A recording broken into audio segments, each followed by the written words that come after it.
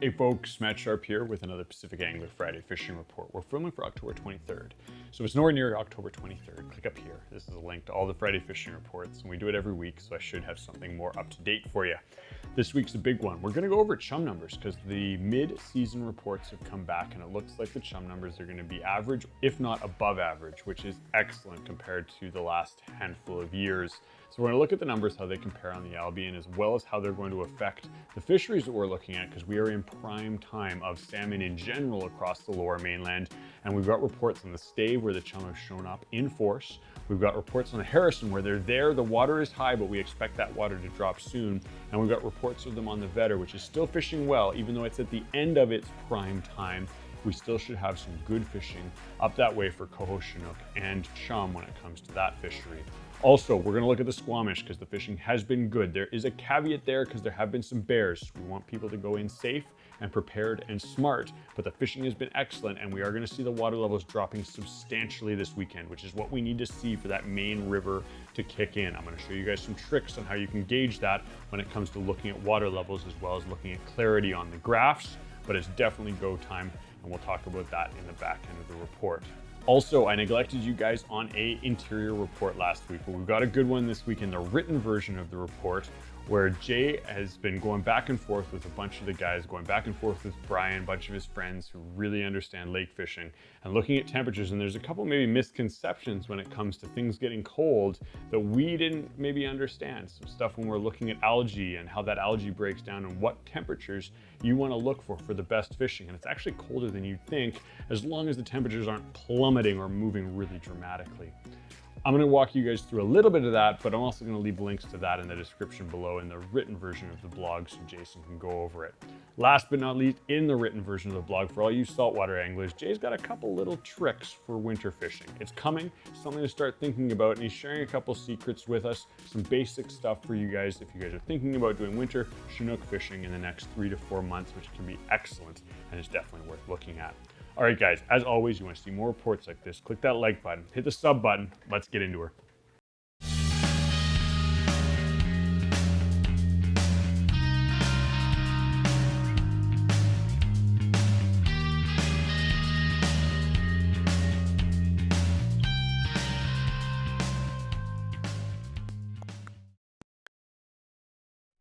All right, guys, drinking blue buck tonight. It's going to be short and sweet, but it is going to be a big report because there's a lot going on right now. It's definitely a good time to be fishing out in the lower mainland.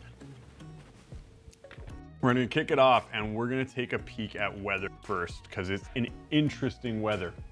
What I mean by interesting weather is there's some big changes. Some stuff we haven't seen yet this season is going to happen, or at least according to the weatherman, is going to happen this weekend. And so we're going to look at Vancouver first.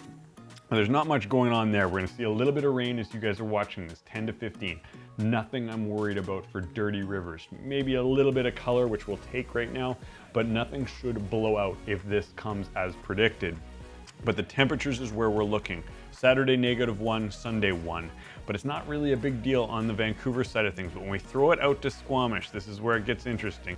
-12 at night on Saturday, -4 Sunday, 1 Monday, 1 Tuesday, 4 Wednesday, 5 Friday. So a big shot, it's gonna freeze up hard. Then it'll warm up a bit, but not a lot. And that's gonna be perfect for getting the main stem Squamish in shape. So everyone can spread out, won't be stuck in the small areas of clear water right now, but the whole system should be fishing well in that window. And I also like it because it's not a prolonged negative, just this one snap. Now, when I see something like this, I do scratch my head. The weatherman could be off on this, but if you guys see this happen, definite go time. And there's one way you can check really easily, and it's a little trick when it comes to the graphs. I showed you guys this before. I think I showed it to you guys last year, but when you pull up the BC river levels, let's see if I've got it here. Here's the hydrometric. So if we pull it up and we go to Squamish, and you sneak up into the Ilaho. So up here is the Ilaho graph. When we click on that, we view the report. Now the trick is we're not going to just look at water numbers. You can see here the water numbers. We have primary and secondary. And when we roll it down, this is water level primary, discharge primary. What you can do in this graph specifically, so it's few of the stations, a few of the water level stations will actually have temperature graph or a temperature reading as well, but not a lot of people know about that. So we leave our primary sensor as water, but we can pull this down and we can get air temperature.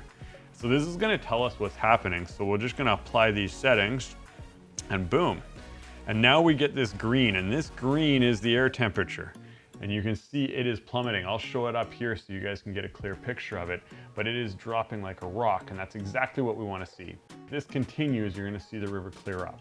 And so as we're watching, see it's not dropping very much, but when we get a -10 or a -14 up in that direction, it's going to get cold really quick, and the river should clear up beautifully for us if you're fishing Saturday, Sunday, Monday, Tuesday.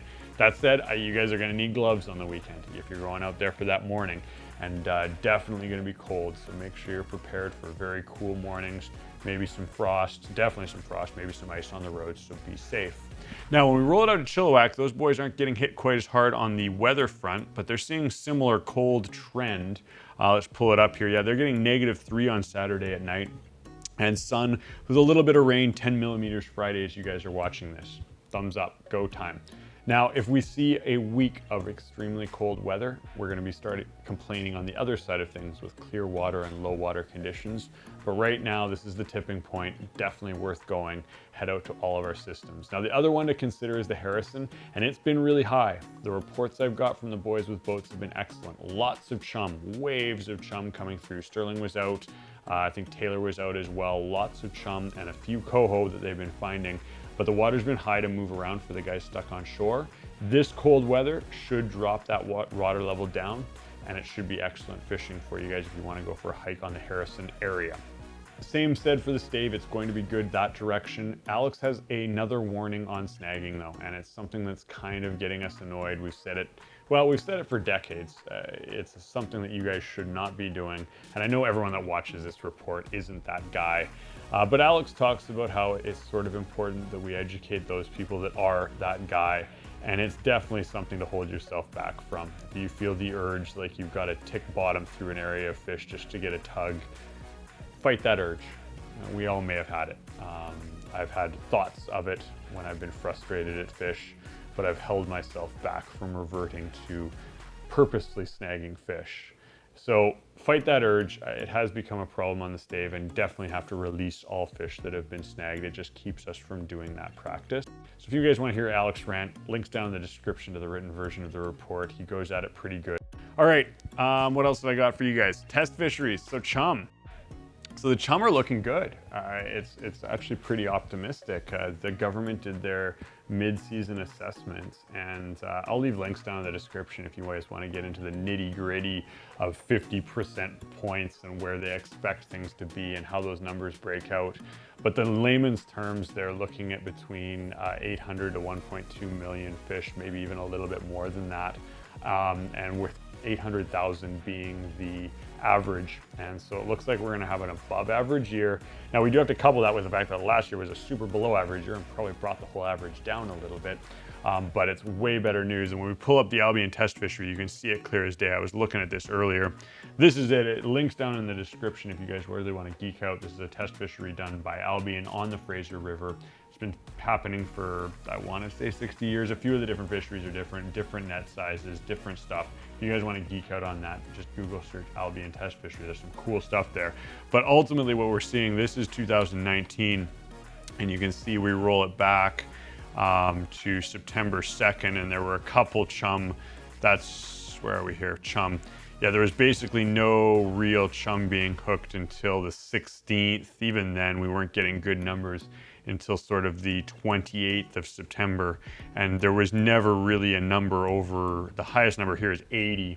So that was what they got in a set, and that would have been October 18th. Now we roll it over to this year. How to roll it down, bear with guys. There we go. So the first sort of noticeable days were, you know, a little bit earlier, September 18th. And then we were getting numbers in the hundreds on the 4th of October, and there's multiples. So at no point did they even see 100 fish test set last year. And it looks like just at an eye's glance that they've got 3 or 4 here, sort of October 4th, October 10th.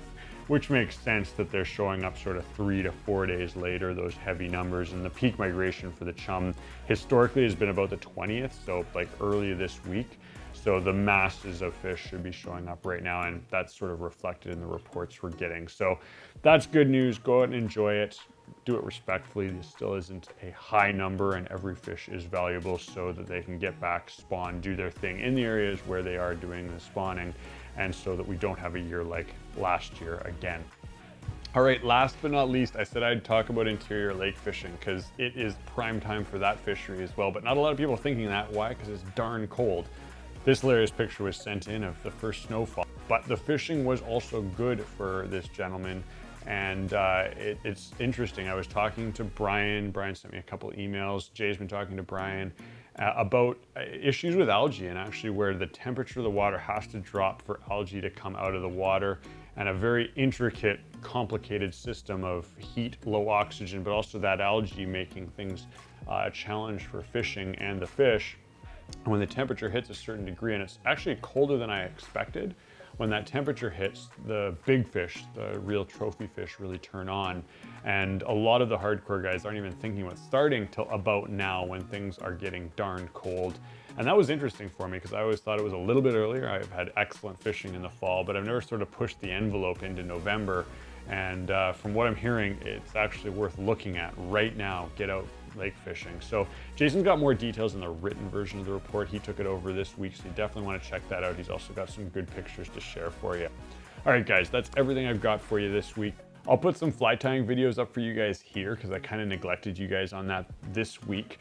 Next week, I've got one from Jordan, though. It's a cool sculpin pattern that you guys will want to add to your arsenal. But as always, if you want to see more videos like this, consider hitting the like button, hit that sub button. We'll catch you next week.